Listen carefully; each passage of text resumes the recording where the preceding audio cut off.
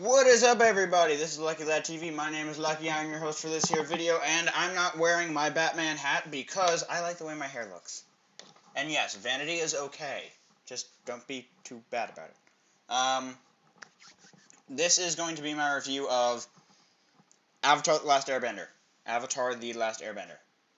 Avatar: The Last Airbender. I'm not going to have a graphic, just so you know, because I'm lazy. Well, now I kind of have to. So yeah, it's going to be Avatar: The Last Airbender.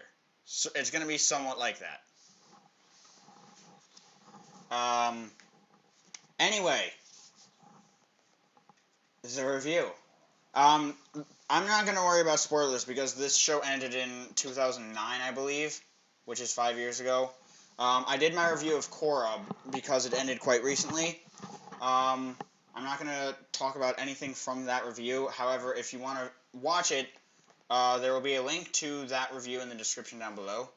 Down below.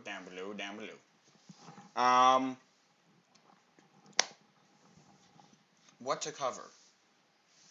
I guess I'll just go in order of...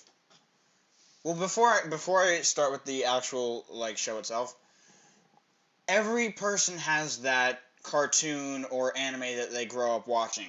Or in my case, a lot of them. A lot of cartoons and animes that you grow up watching. And for me, Avatar was definitely one of my favorites. The reason being that I've been doing martial arts my whole life. So a TV show that has martial arts in it, that's not... How can I put this? Because, Dragon Ball Z has martial arts in it, and so does Naruto, and a bunch of other stuff like that. The difference about... I'm taking off my belt because it's uncomfortable. Let's go. Get it back. The reason I felt like Avatar was different in that sense is that the martial arts movements themselves were more realistic. The reason being is that the characters themselves did not possess superhuman attributes. The characters in and of themselves, there were no characters with superhuman strength, speed, agility, durability, or anything like that. Whereas, in Naruto and Dragon Ball Z, they entirely do. They fly around, they have enough strength to topple mountains and things like that. Whereas in Last Airbender, they don't do that. They don't make the physicality of the characters completely outside of reality. I would say they make the characters in, they have the equivalent physicality of somebody who's got a lot of adrenaline pumping. That's how I would put it. But anyway, I'm going to cover that in a lot more detail when I do the martial arts of firebending, earthbending, waterbending, airbending, etc. As for the show itself, Season 1 was very good. The way that Avatar is structured is that in every season they have a mid-season finale, which I don't remember if it was actually a break, but they have two-part episodes in the middle of each season. For the first season of Avatar, the middle was the winter solstice, where Aang finally connects with Avatar Roku, and then the end was the Siege of the North Pole, or the Northern Water Tribe. I don't remember what it was called. In Book 2, Earth, it was the mid-season part was the Fire Nation drilling into Ba Sing Se, and then the finale was Crossroads of Destiny and the Guru, where Aang chooses Katara over the Avatar state, and then gets shot down by lightning, by Azula, because, stuff. And then in Book 3, Fire, the mid-season finale is the Day of Black Sun, and then there's the 4-part season finale of Sozin's Comet finally coming through. What did I want to touch on? The first thing I want to touch on is the opening scene of Avatar is one of the most iconic and glorious scenes for the start of a program or a show that I have seen, like, just in general. Like, in the start of Naruto, they have Naruto defacing all of the Hokage statues. And while that is iconic, it's not glorious by any means. It's very straightforward. It's him vandalizing something. And I don't even know what the opening scene in Dragon Ball Z is now that I'm thinking about it. I grew up watching Dragon Ball Z in the anime, but that was a while ago. Like, that ended in, I believe, like, 2006.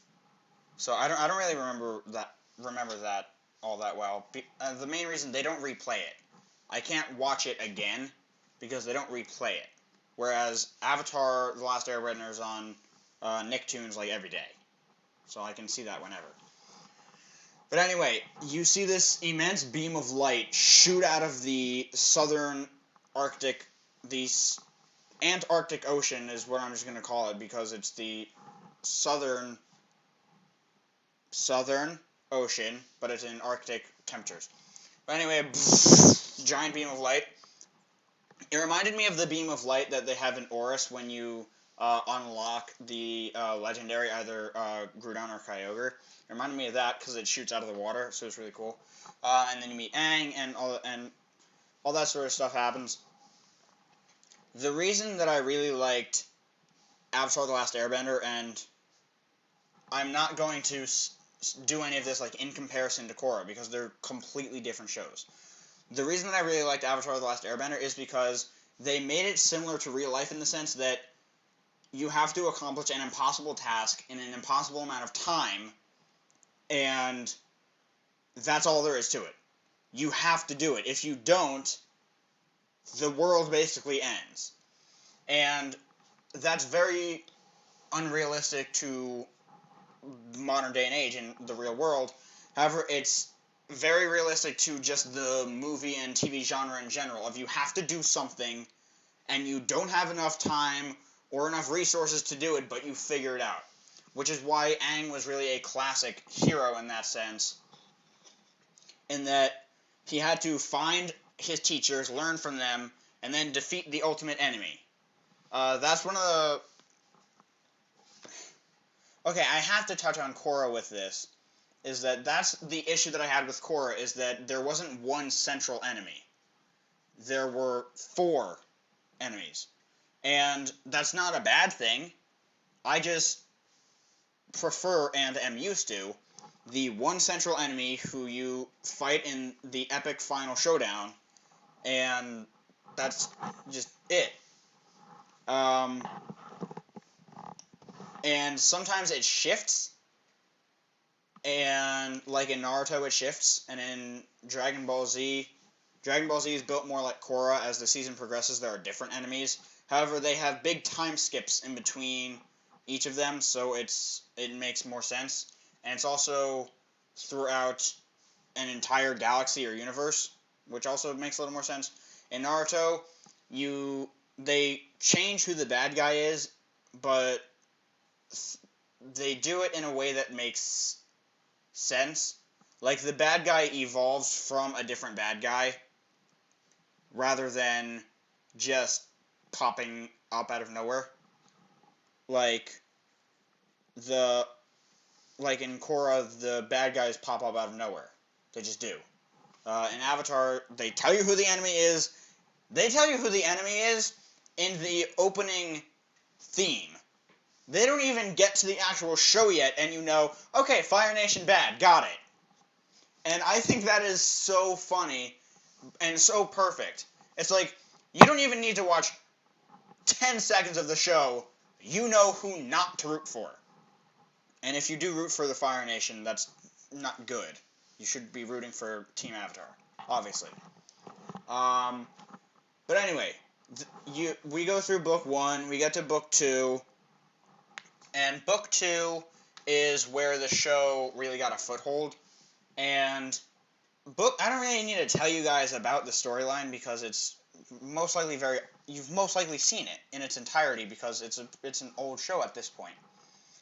The one thing that I do want to tell you guys, and I'm not 100% certain if this is true or not.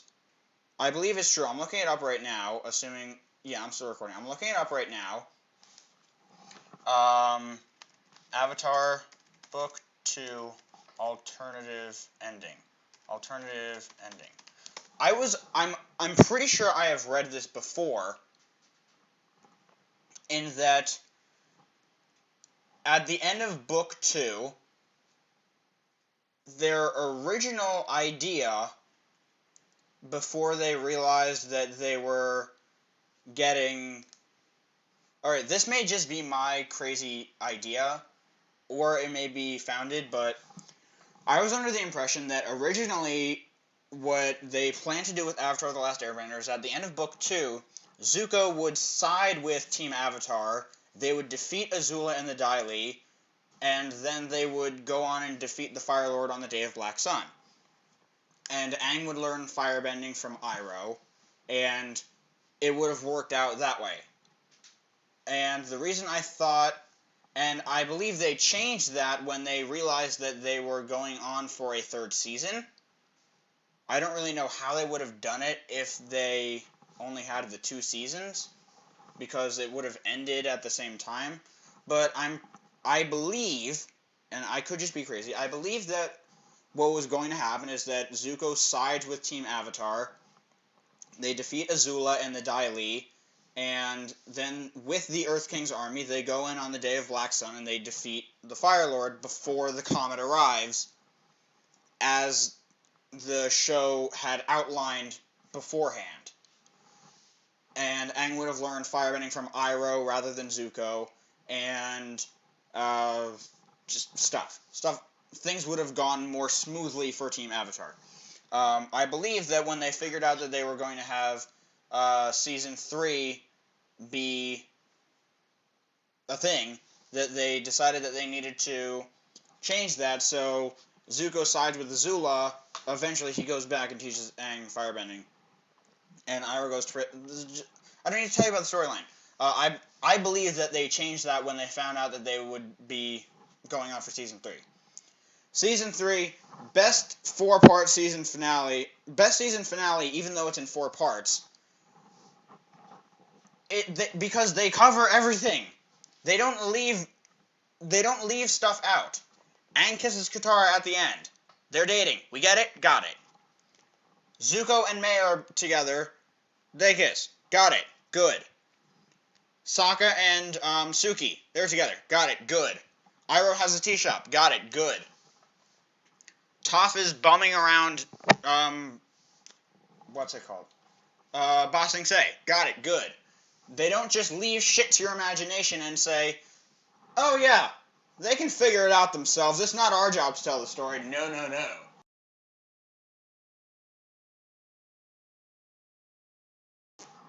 That's one of the things they did in Korra that bothered me so much. Throughout the entire season, they never clearly hinted at a possible...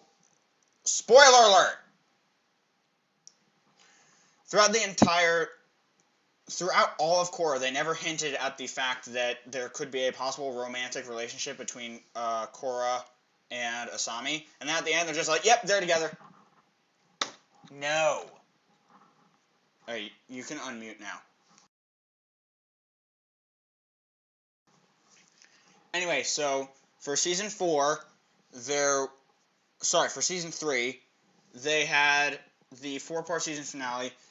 One of the things that I did like is how Zuko confronted Ozai during the Day of Black Sun.